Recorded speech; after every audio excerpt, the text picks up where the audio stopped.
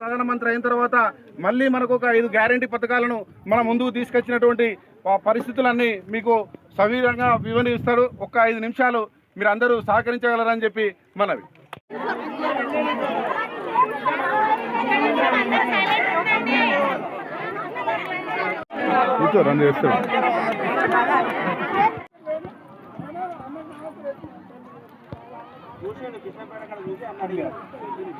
పథకాన్ని ముందుకు తీసుకుపోవాలి, దీన్ని పెంచాలని చెప్పి కాంగ్రెస్ పార్టీ ఇదొక మేనిఫెస్టోలో పెట్టడం జరిగింది.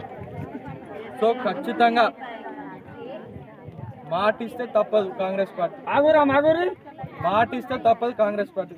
ఒక్కటే నా ఏంటంటే బీజేపీ పార్టీ వాళ్ళు వేరే పార్టీ వాళ్ళు వచ్చి ఓట్లు అడుగుతున్నారు. సహజం, ఎలక్షన్ అనగానే వస్తారు, ఓట్లు అడగడానికి మీ దగ్గరకు వస్తారు. ఎందుకంటే చాలా తెలివివంతులు, అందరు భవిష్యత్తు మీ చేతిలోనే ఉంటాయి కాబట్టి చెప్పేది ఒకటే నేను చెప్తున్నా. బీజేపీ పార్టీ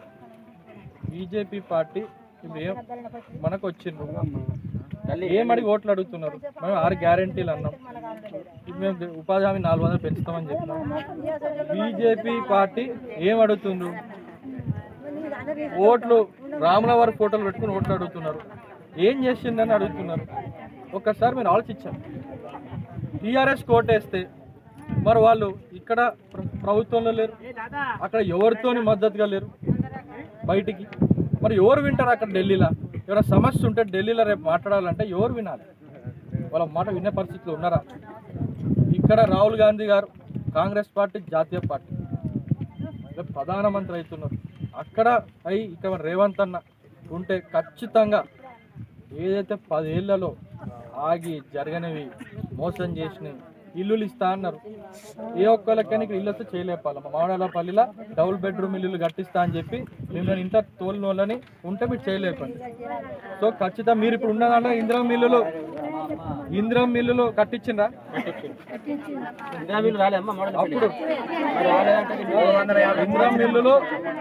అప్పుడు ఇందిరం మిల్లులు కట్టిండ్రు. అప్పటి నుంచి ఇందిరం మిల్లుల నుంచి ఇప్పటి వరకు వేరే ప్రభుత్వాలు వచ్చినాయి రాష్ట్రంలో, ఏ ఒక్కళ్ళైనా మళ్ళీ ఇల్లు కట్టించిండ్రా? మళ్ళా హామీ ఇచ్చినాం, మనం మేము చెప్పినాం. ఒక్కటి నియోజకవర్గానికి 3500 ఇల్లులు ప్రతి ఫస్ట్ ఫేజ్లో. ఇప్పుడు 3500 ఇల్లులు ఇందిరా మిల్లు మొదటి విడతల మనకి అలాట్ అవడం జరిగింది. సో ఖచ్చితంగా కోడ్ కాగానే ఇందిరా మిల్లులు కట్టించే బాధ్యత కూడా కాంగ్రెస్ పార్టీదని చెప్పి మీ అందరికి నేను తెలియజేస్తున్నాను. మీరందరూ గుర్తుపెట్టుకోవాలమ్మా, మళ్ళీ కట్టించేది కాంగ్రెస్ పార్టీనే. మహిళలకి మీరు రానున్న రోజుల్లో ఇవాళ నేను చెప్తున్నాక తాత మన అన్న వాళ్ళు అంటున్నారు అన్ని మహిళలకే మాకేం లేదంటున్నారు. కాంగ్రెస్ పార్టీ మహిళల పైన చాలా దృష్టి పెట్టి రానున్న రోజుల్లో మీరే చూస్తారు. మీకు ఇంకా మంచి మంచి సంక్షేమ పథకాలు వస్తున్నాయి, మీకు అన్ని మహిళలకు అందుబాటులో ఉండేటట్టు. ఎందుకంటే కాంగ్రెస్ పార్టీ నమ్మేది మహిళలు మంచిగా ఉంటారు, ఇల్లు చక్కగా పడుతుంది, కుటుంబాన్ని చూసుకుంటారు, తద్వారా సంతోషంగా ఉంటారు, ఆనందంగా ఉంటారు అనే ఉద్దేశంతోనే రేవంత్ రెడ్డి గారు మహిళలకి మా ప్రాధాన్యత ఇస్తున్నారు. దయచేసి ఎలక్షన్ కూడా అయిపోయినా ఫస్ట్ రేషన్ కార్డులు మనకి ఇంపార్టెంట్. రేషన్ కార్డులు వస్తున్నాయి, తర్వాత ఎవరికైతే పెన్షన్లు ప్రజాపాలనలో ఎవరైతే మీరు అందరూ పెన్షన్లు దరఖాస్తు చేసుకున్నారో రానోళ్ళు, వచ్చి ఆగిపోయిన వాళ్ళు, అసలుకే ఇంతవరకు రానోళ్ళు అందరికీ ఆ ప్రజాపాలన ఫస్ట్ లిస్టు తీసుకొని దాని ప్రకారం కాగానే రేషన్ కార్డు పెన్షన్ ఇచ్చుకుంటా. ఇంతలోపు ఇందా నేను చెప్పినాం కదా, ఉన్న పథకాలు ఫస్ట్ చేసుకొని పెన్షన్లు అవన్నీ చేసుకొని 2500 ఏదైతే మహాలక్ష్మి కింద ఉన్నదో దాన్ని కూడా స్టార్ట్ చేసే కార్యక్రమం, డబ్బులు ఉండాలి కదా, అతి త్వరలో చేసే బాధ్యత కూడా తీసుకుంటుంది కాంగ్రెస్ పార్టీ. మరొకసారి నేను మీకు తెలియజేస్తున్నాను. ఏది ఉన్నా ఏదున్నా వచ్చే ఆగస్టు లోపే రుణమాఫీలు అయితే ఇవేమన్నా పథకాలు ఫస్ట్ మన పెన్షన్ రేషన్ కార్డులు అవసరం. ఇంతవరకు కొత్త రేషన్ కార్డు రాకుండా దాదాపు 9 సంవత్సరాలు అవుతుంది, 10 సంవత్సరాలు అవుతుంది.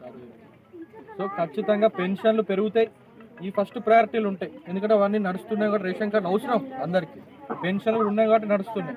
రుణమాఫీ అవుతుంది, మహాలక్ష్మి స్కీమ్ ఇంప్లిమెంట్ అవుతుంది. ఈ రకంగా ఆరోగ్యశ్రీ 5 లక్షల నుంచి 10 లక్షలు అయిందమ్మా. ఇదే రకంగా ఖచ్చితంగా అవుతుందని చెప్పి మరొకసారి మేము కోరుకుంటున్నాం.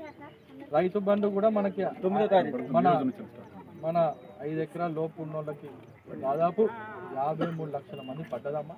ఇంకా కొంతమంది పెండింగ్ ఉంది. అది కూడా మన ఐ థింక్ మన 10 తారీఖు లోపల 9 తారీఖు లోపల అది కూడా రిలీజ్ అవుతుంది. నేను చేసుకుంటూ వస్తున్నారు. ఖచ్చితంగా అది కూడా ఇచ్చిన మాట ప్రకారం చేసుకుంటూ వస్తారు. ఒక్కరోజు అటో ఇటో తప్ప రాగానే చేసే బాధ్యత కాంగ్రెస్ పార్టీ తీసుకుంటుందని మరొక్కసారి మీ అందరిని కోరుకుంటూ, దయచేసి విశ్వాసం ఉంచండి. ఇప్పుడే అవకాశం వచ్చింది.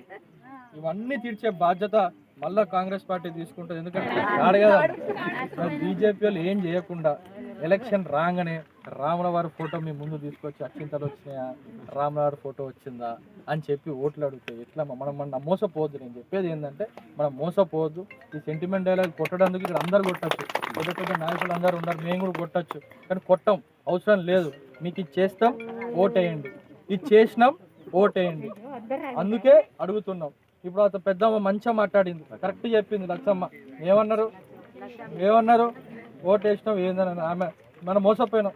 మీరు కూడా ఏమనుకున్నారు, ఏమో మా మండలోడు సచ్చినా సత్తడు కావచ్చు, ఆ పాపం మాకెందుకని చెప్పి మీరు ఓటు వేసి పాపం వాళ్ళ భార్య వచ్చింది, కూతురు వచ్చి చేసుకుందని అవన్నీ మీరు అన్నారు. కానీ ఏం జరిగిందా? దానివల్ల మనం మార్పు ఎందుకు? దానివల్ల ఏం జరుగుతాను? మీకు రేపు మీకు మంచిగా మీరు అన్నవి ఏమేం కాదు, మీకు రేషన్ కార్డులు రావాలి, పెన్షన్లు రావాలి, ఇవన్నీ మీకు వస్తేనే కదా మీ అభివృద్ధి పడేది. పిల్లలకు ఉద్యోగాలు రావాలి, ఇవన్నీ వస్తాయి. మేము ఉట్టి డైలాగులు చెప్పి సెంటిమెంట్ డైలాగులు కొట్టాలంటే 1 మస్తు కొట్టచ్చు. సో దయచేసి నేను ఒక్కటే ధీమాగా ఈ నియోజకవర్గానికి యువతగా మీకు మీ ఇంట్లో మీ పిల్లలకి మంచి భవిష్యత్తు వస్తేనే రేపు మీ అందరు మంచి సాదుకుంటారు, మిమ్మల్ని మంచిగా చూసుకుంటారు, పైసలు ఆడతాయి. అవునా కదా? బతుకులు మారాలంటే మీ పిల్లలు మంచిగా చదవాలి, ఉద్యోగాలు వస్తేనే మనం మంచిగా ఇంకా ఒక మెట్టు మనం ఎదిగినట్టు అవుతుంది. అది ప్రాధాన్యత. నేను ఎక్కువ ప్రాధాన్యత దానికి ఇస్తాను, పిల్లలకి, మహిళలకి. ఇంకా ఎట్లయినా మగవాళ్ళు ఉన్నారు, మేము చూసుకుంటూనే ఉంటాం. సో మీరు మంచిగా ఉంటేనే ఇల్లు సంతోషంగా ఉంటుంది అనే కాన్సెప్ట్తోనే, అనే ఉద్దేశంతోనే కాంగ్రెస్ పార్టీ రేవంత్ రెడ్డి గారు కంకణం కట్టుకొని ఉన్నారు. దయచేసి 13వ తారీఖు మీరు చేయి గుర్తు కోటాలు ఆలోచించండి. నేను చెప్పిందంటే మరి నేను కరెక్ట్ చెప్పినా, వేరేవాడు ఏం చెప్తున్నా, నేనేం చెప్తున్నా ఆలోచించుకోండి. మీరు ఆలోచించుకొని మంచిగా ఓటేయాలని. సీరియల్గా 4వ నెంబర్ మన చేయి గుర్తు. పెద్దవాళ్ళు ఉన్నారు అమ్మ, జాగ్రత్తగా మనం మళ్ళీ కింద పైన వేయకండి. 4వ గుర్తుకే వేయాలి. రోజు గుర్తు తెచ్చుకొని పనికి వచ్చేటప్పుడు 4 అని గుర్తు తెచ్చుకొని పడుకునేటప్పుడు పొద్దున దయచేసి మనం కోరుకుంటున్నాం. ఈసారి మంచిగా మన ఎంపీని గెలిపించుకుందాం. మంచి చదువుకున్నాడు, ఢిల్లీలో చదివిండు, పరిచయాలు ఉన్నాయి వ్యక్తికి, మంచిగా అందరు పెద్దల ఆశీస్సులు ఉన్నాయి అతనికి. ఖచ్చితంగా ఇక్కడ మన లోకలే.